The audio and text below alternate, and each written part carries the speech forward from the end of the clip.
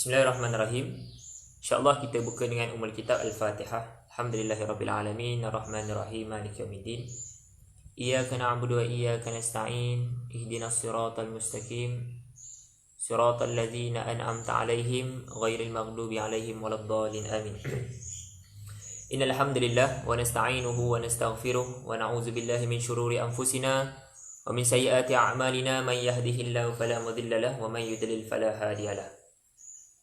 Allahumma inna nasta'inuka wa nastaghfiruka wa nahdika wa nu'minu bika wa natawakkalu 'alaika wa nusni 'alal khaira kullah.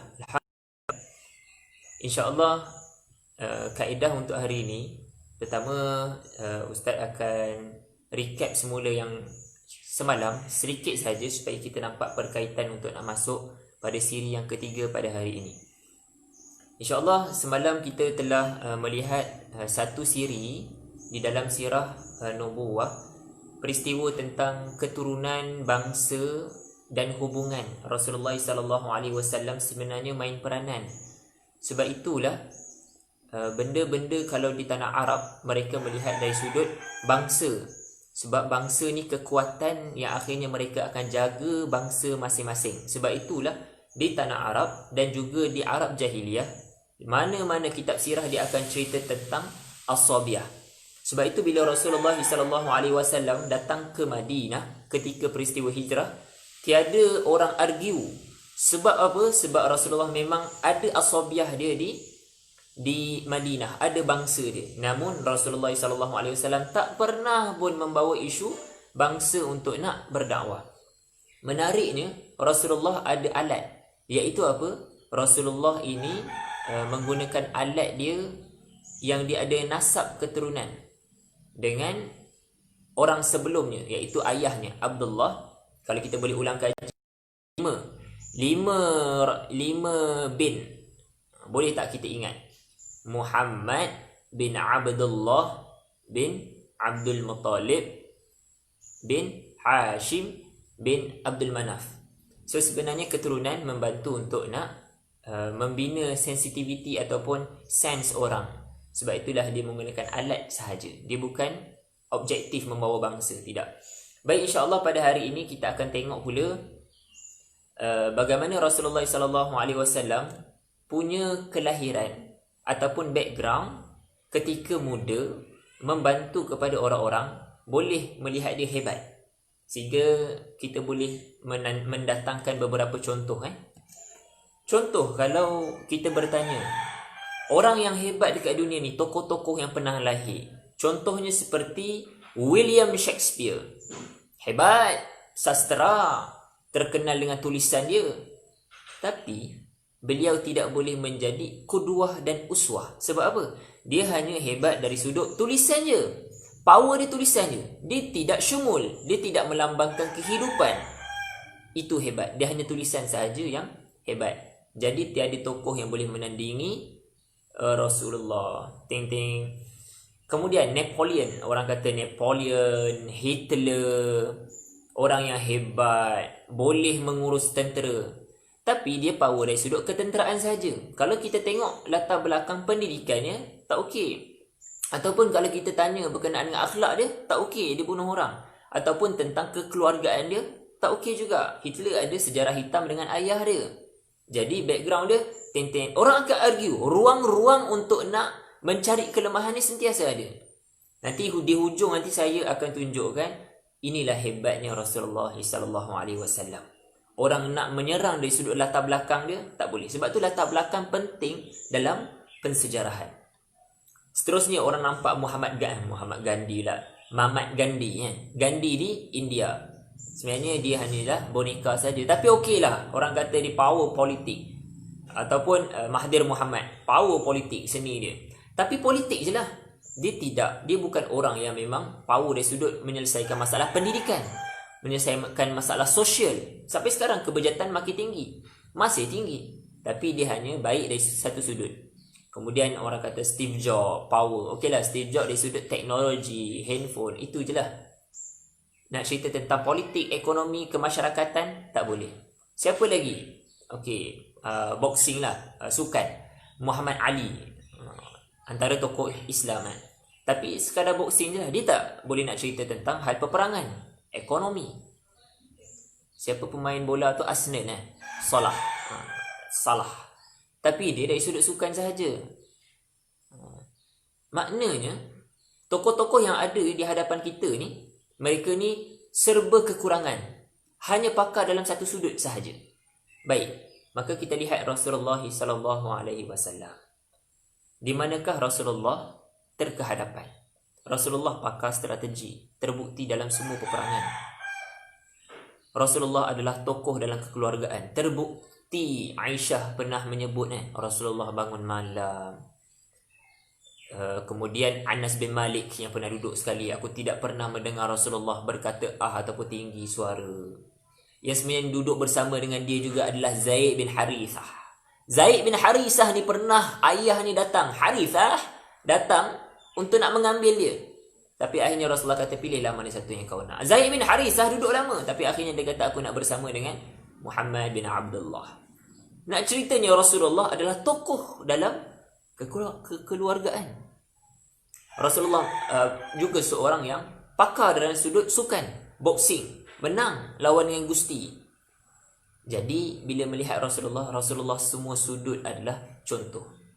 Ini Rasulullah. Soalan kepada kita yang menonton, yang berada di kaca handphone, komputer, televisyen sekarang, kita pakar dalam sudut apa? Apakah kuduah kita sebagai da'i kepada umat ni? Ataupun sisi manakah yang kita memang cemerlang? Kalau yang masih belajar, kita betul-betul cemerlang tak dalam Rasulullah yang dia menjadi seorang penjaga barang-barang, dia betul-betul. Rasulullah menjadi panglima, dia betul-betul. Rasulullah memerintah negara, dia betul-betul. Jadi bila dia berada di medan tu, dia betul-betul. Kita pula, bila kita berada di medan student, kita betul-betul tak? Medan kerja kita betul-betul tak? Medan postgraduate kita betul-betul tak? Dan betul-betul ataupun tidak, dia sepatutnya dia lebih betul dari sudut tarbiyah dan dakwah. Dia tidak mengorbankan aspek tarbiyah diri, tarbiyah anak buah, mentajmih, membawa usrah halaqah dan sebagainya, dan juga dakwah dan juga alat-alat yang ada. So inilah perbandingan kalau kita boleh lihat Rasulullah SAW dengan orang-orang yang tokoh-tokoh yang lain yang ada atas muka bumi ini. Baik, seterusnya kita melihat sifat Rasulullah SAW. Sifat Rasulullah sendiri sebelum menjadi Rasul, Rasulullah Al-Amin. Al-Amin ya Rasulullah. Lihatlah mana-mana buku sirah, diceritakan Rasulullah tak pernah pemarah. Tanpa sebab lah. Ini cerita sebelum Rasulullah menjadi Rasul ni. Yang orang kata ditarik muka dalam surah Abasa tu selepas tu. Kita cerita sebelum ni. Sebelum Rasulullah menjadi Rasul, akhlak dia macam mana? Ikhwati fillah, sebelum kita mendapat tarbiyah, akhlak kita macam mana? Jadi tengok Rasulullah. Akhlak Rasulullah tak pernah marah, tak pernah serang pun orang lain walaupun diusik oleh orang lain, dan tak pernah berbohong. Hebatnya akhlak Rasulullah sehingga orang nak melihat sisi-sisi, dulu kau pun macam ni. Tak ada. Sebab Rasulullah berjaya membina peribadi daripada awal. Kenapa benda ini sangat penting daripada awal ni? Kita akan cerita. Pernah dengar tak cerita tentang tarbiyatul aulad? Sebab itu pokok kepada pentarbiyahan dia bermula daripada yang awal. Tarbiyatul aulad. Kita pernah dengar tak? Tarbiyatul syabab, tarbiyatul rijal, tarbiyatul syekh, orang tua. Mungkin tiada. Kenapa menjadi penting di fasa awal? Nanti kita akan tengoklah insya-Allah. Kemudian Aisyah menceritakan sifat Nabi Rasulullah SAW ni. Aisyah ceritakan Rasulullah lah orang yang paling khusyuk dalam solat dia. Ini sifat dia. Maksudnya Rasulullah memang telah menunjukkan kesibukan setelah hidup dengan dakwah pun seorang yang sangat menjaga solatnya. Kemudian Rasulullah juga seorang yang pakar politik. Kita boleh tengok dalam peperangan. Dalam perang Khandaq pun Rasulullah sebut, selepas ni kita akan keluar untuk nak menyerang mereka pula. Dan terbukti setelah daripada perang Khandaq, semua peperangan selepas tu adalah perang yang keluar. Kemudian orang yang kuat tolak ansur, kuat mengalah. Dia bukan menyalahkan orang, tak, kuat mengalah.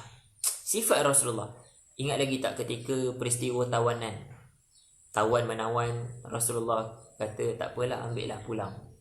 Rasulullah berbincang, ketawanan ni nak buat macam mana? Rasulullah tak emosi.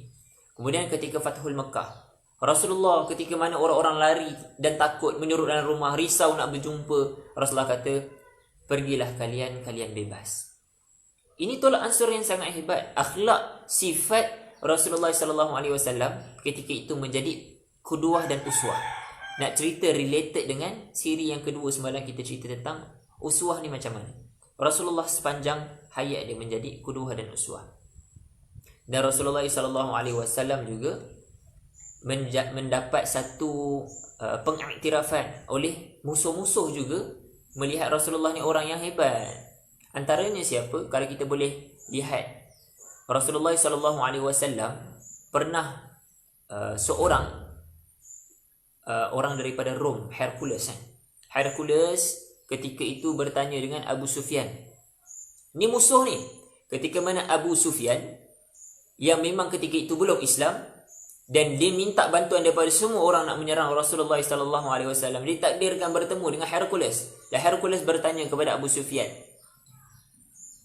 kedatangan seorang Rasul di Mekah kamu ni macam mana? Boleh tak kamu jawab beberapa soalan aku? Dalam Rahikul Maktum disebut bagaimana hubungan dia dengan keluarga. Tengok musuh tanya soalan pertama, keluarga dia. Okey tak dia dengan keluarga? Abu Sufyan dia jawab apa? Baik. Kemudian soalan kedua ditanya, pernah tak Rasulullah SAW ini berbohong? Abu Sufyan dia sebut, tak pernah. Kemudian, apakah para sahabat semakin bertambah atau berkurang? Abu Sufyan dia jawab apa? Bahkan bertambah. Dakwah yang dibawa oleh Rasulullah ni bertambah. Bagaimana dengan dakwah itu? Yang keempat, adakah ada sahabat Nabi yang murtad selepas bergaul dengan Rasulullah SAW ketika itu? Maka dia jawabnya adalah tiada. Bila murtad nanti kita akan ceritakanlah, ada 4 peristiwa dalam Rahikul Maktum yang berbeza. Ada yang nak selamatkan diri, ada yang ada kepentingan dekat Ansar, dan ada yang berbelah bahagi di tengah perjalanan. Antaranya peristiwa Bani Qainuqa pun ada juga. Nanti kita akan ceritalah bila kita sampai masa ni lah, insya-Allah. Orang-orang yang pernah murtad di era Rasulullah SAW masih ada. Semua tu ditulis dalam buku Rahikul Maktum, dan bukan dalam satu subtopik. Dia berbeza bab-bab. Kena ambil lah. Dan soalan dia sambung lagi. Hercules tanya, jadi apa yang Rasulullah Muhammad ni dia bagi tahu? Dia suruh apa sebenarnya ni? Maka Abu Sufyan dia jawab apa? Dia suruh solat, berlaku jujur, menjaga diri dan menyambung persaudaraan. Hercules kata apa? Jika benarlah macam ni yang kau cerita, maka akan hancur tanah air aku ini. So nak ceritanya musuh juga, mereka ini memuji sifat-sifat yang ada pada Rasulullah SAW. Maka kalau kita nak bawa dakwah yang benar ni, dakwah yang sahih, dakwah yang bersih ni, kita kena ada sifat yang macam ni. Sampaikan musuh pun, dia akan mengakui bahawa hebatlah. Memang hebatlah orang-orang tarbiyah ini. So nak cerita daripada background Rasulullah, sifat-sifat sebelum jadi Rasul yang tidak pernah berbohong. Nanti kita akan tengok ada satu peristiwa, Rasulullah sebelum jadi Rasul diminta untuk nak bersumpah. Rasulullah mengambil tak sumpah tu, nak ceritanya. Nanti kita akan tengoklah insya-Allah selepas ini. Pada hari ini juga insya-Allah. Jadi itulah peristiwa tentang sifat-sifat Rasulullah SAW. Sekarang kita tengok pula peristiwa kelahiran Nabi SAW. Ada beberapa sumber yang sebenarnya kita nak tengok betul tak sumber tu. Antaranya peristiwa kisah berhala di Iraq, patah tiang. Pernah dengar kan? Tiang hancur. Kemudian peristiwa kedua, api Majusi terpadam. Runtuhlah istana Kisra Pasri. Kedua tu. Ketiga, Rasulullah lahir dalam keadaan bersujud. Kalau siapa pernah dengar lah, orang omong-omong menceritakan tentang ni. Yang keempat, Rasulullah lahir terus berkhatan. Dah sunat dah. So jawapan kepada 4 hadis ni adalah hadis, semua 4 ni hadis yang dhaif. Hadis yang dhaif, murakkab. Teruk sangatlah. Ibn Hajar Al-Asqalani masih lagi menerima hadis-hadis yang dhaif untuk nak nampak kronologi. Tapi Ibn Hajar Al-Asqalani juga menolak hadis yang ada ini. Tapi nak ceritanya, ada seorang ulama, iaitu Imam Zahabi. Imam Zahabi ni dia ulama sirah, tapi dia core dalam bidang hadis. dia inilah yang syadid dalam menolak unsur-unsur hadis-hadis yang dhaif. Tapi Ibn Hajar Al-Asqalani dia ambil juga yang dia agak ringan untuk nak mengambil sebahagian daripada hadis-hadis yang dhaif. Jadi itulah hadis-hadis yang pernah dengar pun ceritanya tentang terpadam api, berhala di Iraq, hancur tiang-tiang pecah. So itu adalah kisah yang tidak benar. Kemudian bila Rasulullah SAW lahir, kita melihat pula bagaimana keadaan Rasulullah SAW, betapa orang daripada awal telah mendoakan. Sebab itu cita-cita kita kena bina daripada tarbiyatul aulad. Doa-doa kita kena bina daripada awal lagi. Antaranya peristiwa cita-cita yang telah ditanamkan oleh ke atas Rasulullah adalah ketika peristiwa susuan, ibu susuan Rasulullah sallallahu alaihi wasallam. Jadi ibu susuan Rasulullah sallallahu alaihi wasallam ada beberapa orang. Hari ini insya-Allah nak sentuh tentang Halimah binti Abi Lu'ab As-Sa'diyah. Ceritanya Halimah ni dia orang yang miskin.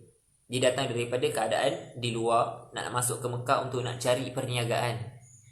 Dia datang bersama-sama dengan gerombolan daripada orang-orang daripada tempat dia yang juga nak berniaga susuan ni, nak menjadi ibu susuan. Dalam keadaan kambing dia ni kurus. Anak-anak Halimatus Sa'diyah ni dalam keadaan lapar, sentiasa tidur dalam keadaan menangis, lepas tu baru tertidur. Kita boleh imagine keadaan Halimah punya anak dan juga latar belakang keluarga dia. Bila sampai sahaja ke Madinah, ke Mekah, semua orang dapat cari anak-anak yang baik lah. Sebab Halimah tak boleh nak persembahkan diri dia sebab susu dia pun sentiasa kering. Anak dia pun merengek. So bila jumpa dengan orang, tak nak lah kamu pun macam ni. Sehingga semua orang dah dapat ibu susuan, anak susuan masing-masing, ayah suami ni pun tanya, jadi macam mana kita ni? Apa yang jadi kepada Halimah ni? Dia kata, takkan nak balik macam tu je kan? Kita dah sampai sini, buatlah sesuatu. Maka Rasulullah SAW pun ada. Ketika tu Halimah dengan suami ni berbelah bagi nak ambil ke tak nak. Sebab Rasulullah ni dah tak ada ibu dan ayah, miskin kan? Tak ada ibu dan ayah, anak yatim. Siapa nak bayar nanti? Tak apalah. Halimah kata dia ambil juga sebab manusiawi. Malulah nanti kalau tak ambil, takkan nak balik dalam keadaan kosong. Jadi dia pun ambil lah. Nak ceritanya, bila dia ambil, tiba-tiba susuan dia, tempat menyusu dia, susu dia menjadi banyak. Anak dia dulu dapat kenyang minum. Anak dia sendiri, kemudian Rasulullah SAW sebagai anak susuan kenyang. Kemudian kambing-kambing dia yang dibawa tu tiba-tiba menggelegak lah apa, membesar dengan riang gembira ni, dapat makan macam-macam, sihat. So bila suaminya perah, susu tak habis-habis sehingga mereka berdua ni minum dalam keadaan kenyang. Dan itulah kali pertama diceritakan dalam buku Rahiqul Makhtum, mereka tidur dalam keadaan nyenyak. Mereka ni siapa? Halimah, suami dia dan juga anak yang dibawa dengan Rasulullah SAW nyenyak. Kemudian apa yang berlaku ketika itu? Maka suami kepada Halimah Sa'diyah ni pun sebut, ini orang barakah. Nak ceritanya, tarbiyatul aulad sangat penting daripada awal kita menanam cita-cita dan kita mendoakan. Jadi Halimah ini juga berkata, benar wahai suamiku. Dua doa yang berterusan. Kemudian mereka pun pergi perjalanan balik. Habis dalam tempoh tu nak bawa balik ke kampung halaman. So dalam nak bawa balik tu, kambing Halimah ni sebelum ni datang belakang, sekarang balik ke depan. So bila lajunya perlahanlah sikit. Jangan cepat sangat kan. Orang sebut jangan cepat sangat, tunggulah. Halimah kata, oh iya ke aku terlampau laju. Nak ceritanya cepat sangat. Kenyang, sihat. So bila sampai ke tempat Rasulullah SAW tempat duduknya, iaitu dia bersama dengan Halimah, maka Halimah pun ketika dia menceritakan cukup fasa 2 tahun. Dalam tempoh 2 tahun ni mereka dapat makan dan minum dengan kenyang. Kambing-kambing semua segar. Bila perah susu cukuplah tempoh 2 tahun. Jadi Halimah dia berat hati nak pulang. Dia bukan berat hati sebab keuntungan, tidak. Ada barakah pada anak ini. Jadi dalam tempoh dia menjadi ibu susuan, dia mendoakan dan kebaikan. Tarbiyatul aulad tu diberi sebab dia rasa kehidupan pada anak ini telah memberikan kehidupan kepada dia. Sebab tu anak-anak ni memberikan rezeki, dia memberikan keuntungan kepada ibu dan ayah. Dan orang yang mengambil, menjaga anak-anak juga begitu. Orang yang bila taska ada, ataupun bila ada minggu-minggu ada anak-anak soleh, anak ikhwat-akhwat siapa nak jaga, ambil lah. Ada barakah dalam kehidupan antum. Sebab tu orang yang menjaga anak-anak ni, dia akan mendapat barakah, InsyaAllah. Jadi berikutnya, jadi Halimah ni pun sebab dah berjanji 2 tahun, dia pun datang juga untuk nak serahkan. Tapi dia request, boleh tak bagi sikit lagi. Sikit lagi. So nak ceritanya Aminah ni kan ada anak. Anaknya adalah Rasulullah. Tapi dia boleh untuk nak bagi sebab ada faktor yang memang kena baiknya jarak-jarak. Jangan selalu duduk sama ibu dan anak ni. Satu, ibu ni akan lebih untuk nak mudah bagi anak ni lepas dan membesar. Boleh berdikari. Anak ni pula dia tak melekit dengan ibu je. Nak nenek, nak duduk tepi, berkepit je. Bagus untuk ada fasa-fasa menjarakkan. Menjarakkan ni macam mana? Ada masa bagi orang untuk nak jaga, untuk nak tengok, untuk nak didik. Dia akan membantu anak ini berjiwa tidak manja lah. Jadi dia pun tambahlah untuk nak duduk bersama dengan Halimah. Sehinggalah Halimah duduk bersama-sama dengan Rasulullah SAW, duduk bersama-sama dengan Halimatus Sa'diyah, ibu susuannya, selama 4 tahun. Dalam riwayat Muslim diceritakan dalam ketika Rasulullah berumur dalam 4 tahun tu, ketika umur 4 tahun, Rasulullah telah, ketika sedang bermain, Ibn Ishaq sebut 4 tahun juga. Hadis riwayat Muslim pun sebut 4 tahun juga. Rasulullah telah dibelah dada. 2 malaikat datang untuk nak belah dada dalam riwayat Muslim. Dan akhirnya dada Rasulullah SAW dikeluarkan, kemudian dibasuh, dibuang hitam-hitam, dibersihkan dengan air zam-zam, dimasukkan sakinah, kemudian dijahit dan dicop antara 2 bahu ini. Kemudian anak-anak yang bermain dengan Rasulullah SAW ni lari beritahu dekat Halimah. Kemudian Halimah pun melihat dengan segera keadaan Rasulullah. Muka Rasulullah pucat, menyebabkan Halimah pun nak serahkan semula kepada anak, kepada ibu yang sebenarnya, iaitu Aminah. Bila dia datang, dia sebut dah, ada itu amanati, telah selesai amanahku ini. Jadi apa ibrah yang boleh kita ambil? Adakah kita nak belah dada kita? Tidak. Tapi nak ceritanya, maka Rasulullah SAW diajar kepada kita dalam peristiwa ni, hati ni dia boleh ada unsur hitam, jahiliah. Maka kita faham semua hati-hati manusia pun ada ruang untuk ada kehitaman dan jahiliah. Kita kena memasukkan sakinah. Sebab Jibril dia masukkan sakinah. Sakinah ni apa? Sakinah ni adalah ketenangan. Jadi ketenangan ni kita nak dapat daripada mana sebenarnya? Ketenangan yang abadi adalah bila kita hidup dengan hidupan Al-Quran. Kita hidup dengan Islam. Maka dia akan mendatangkan sakinah. So dia akan membuanglah jahiliah-jahiliah yang ada dalam hati-hati kita. So bila hati ni jernih, maka dia boleh buat selepas tu untuk nak buat apa-apa sahaja. Sebab bila Rasulullah SAW duduk dengan Halimah, buat masa ni lah, anak tak pernah jumpa lagi, Rasulullah tak nak, istilahnya tak nak duduk, dah lama dah duduk dengan ni. Dan Rasulullah tidak pernah pun menceritakan selepas tu, bila duduk dengan Aminah, aku rindukan dengan Halimah, ibu angkat. Ataupun bila duduk dengan Halimah, mana ibu nak jumpa dengan ibu, tiada. Nak ceritanya, ada kejernihan pembinaan jiwa yang telah dibina sehingga dia menjadi tunduk dan patuh. Ikut je kebaikan yang ada di hadapan, apa yang Allah rancangkan. Baik, insya-Allah seterusnya fasa bersama dengan ibu baginda pula Rasulullah SAW duduk, dan akhirnya Aminah ibunya mengajak untuk nak pergi ke Mekah. Daripada Mekah nak ke Madinah. Dan untuk nak melawat siapa? Untuk nak melawat ayahnya Abdullah yang dah meninggal, kuburlah. Dalam perjalanan balik kematian berlaku. Siapa yang mati? Aminah, ibunya. Soalan. Jadi Rasulullah SAW balik seorang-seorang ke? Baru umur 6 tahun. Bagaimana nak menjawab soalan ni? Jawapannya adalah bila berdua mesti ada yang ketiga. Jadi yang ketiga ni sebenarnya mereka bukan berdua. Bukan Aminah dan Rasulullah sallallahu alaihi wasallam sahaja. Ada yang ketiga, namanya adalah Ummu Aiman.